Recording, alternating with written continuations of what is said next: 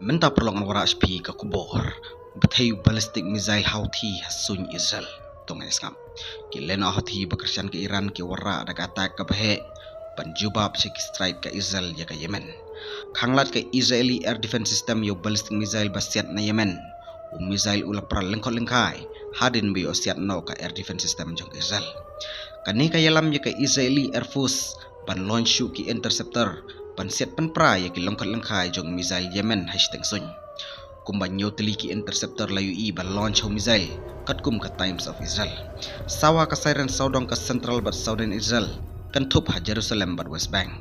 lechwa ka siren da arminid ka warning sya kinong suchnong Israel kipajba kila husiar ya ka airstrike attack lengba ka push notification hakipun joki nado ka khat pratrik march kileno Houthi kila dep siat sawu pratili ki ballistic missile bar khatwi tili ki drone ha Israel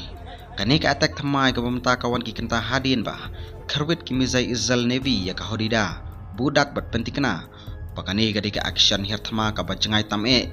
daki boat sipai dureu Israel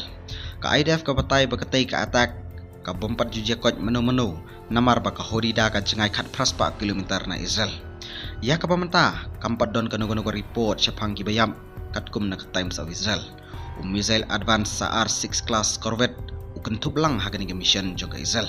artillery long range guided missile lasiat haga jaka sange kat jahat naga jingai ka baspa kilometer budak bagadi ka strike ka bakharway hakileno Houthi naru basdang ka jekun barok hispotili ki strike balalek lawara da ka Israeli Air Force Horishbun Storyteller London Network Daily Post.